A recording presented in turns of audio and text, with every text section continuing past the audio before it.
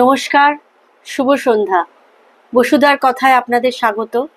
আমি no মাড no lotus বইটি ঠিক করলাম বেশ কিছুদিন একটু পড়ব, কারণ খুব সুন্দর কিছু রেফারেন্সেস পাচ্ছি যেগুলো আমাদের বাস্তব জীবনের পক্ষে একান্ত অপরিহার্য এবং যেগুলো খুব রেলিভেন্ট। একটা খুব বিশাল পার্ট আমাদের লাইফের হচ্ছে সাফারিং, এবং আমরা প্রত্যেকেই সাফারিংকে ভয় পাই, আমরা সাফারিংকে এড়াতে চাই। কিন্তু দুঃখ, সাফারিং যে নামেই ডাকি না কেন, আনন্দের আরেকটি আনন্দ যদি একটি কয়েন হয়, বা ধরুন একটি কয়েনের সাইডে যদি আনন্দ থাকে, তার আরেক দিকে বেদনা কিন্তু থাকবেই। তো বেদনা একটা অপরিহার্য পার্ট আমাদের জীবনের। কিন্তু মডার্ন এই টেকনোলজিক্যাল ওয়ার্ল্ডে সবসময় আমাদের শেখাচ্ছে to be happy, to be happy. Happiness is the key for everything, to be in your happier self. সব ভালো কথা, কিন্তু suffering is also a part of being that happiness, because unless and until we realize that suffering, we realize that pain, we cannot enjoy that happiness, we cannot value that happiness. কোনো জিনিসকে value করতে গেলে তার অভাব থাকতে হয়।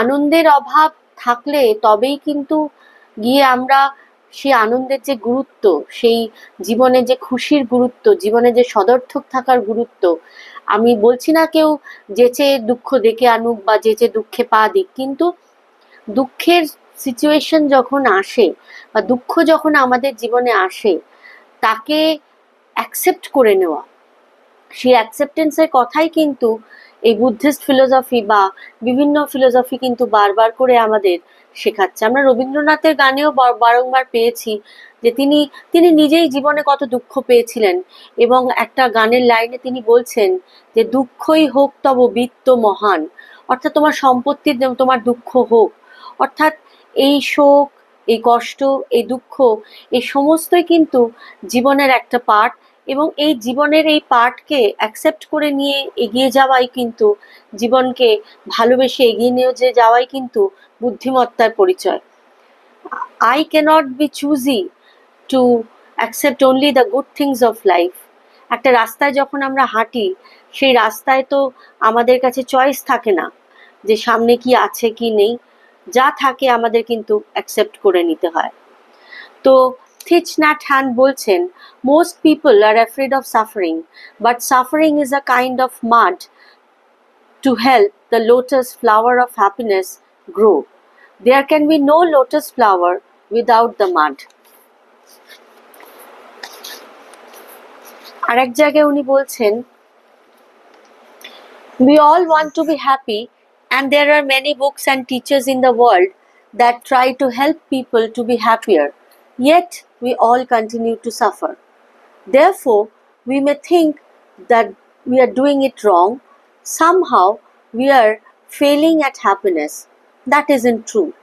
Being able to enjoy happiness doesn't require that we have zero suffering.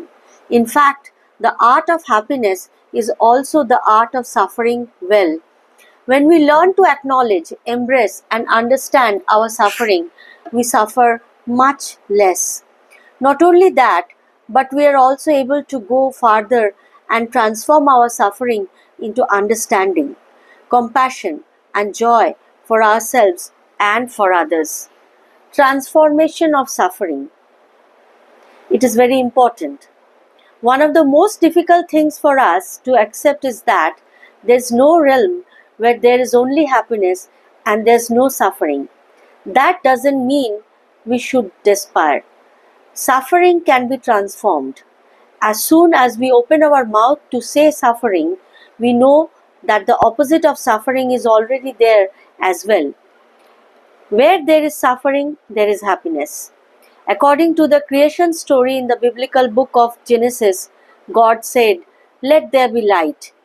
I like to imagine that light replied, saying, "God, I have to wait for my twin brother, darkness, to be with me.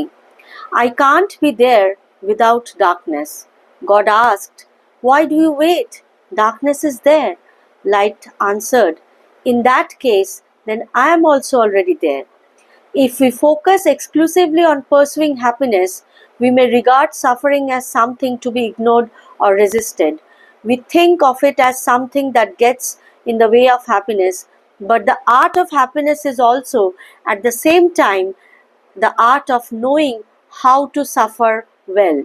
If we know how to use our suffering, we can transform it and suffer much less. Knowing how to suffer well is essential to realize true happiness. আশা করি আপনাদের এই অংশটা ভালো লেগেছে। আপনারা আপনাদের সুচিন্তিত মতামত আমাকে অবশ্যই জানাবেন, আর বসুধার কথা চ্যানেলটিকে লাইক, শেয়ার এবং সাবস্ক্রাইব করবেন। সবাই ভালো থাকবেন, ভালো রাখবেন। সর্বে ভবন্তু সুখিনা, সর্বে সন্তু নিরাময়া, সর্বে ভদ্রাণি পশ্যন্তু, মা কশ্চিৎ দুঃখভাগ্ ভবেৎ।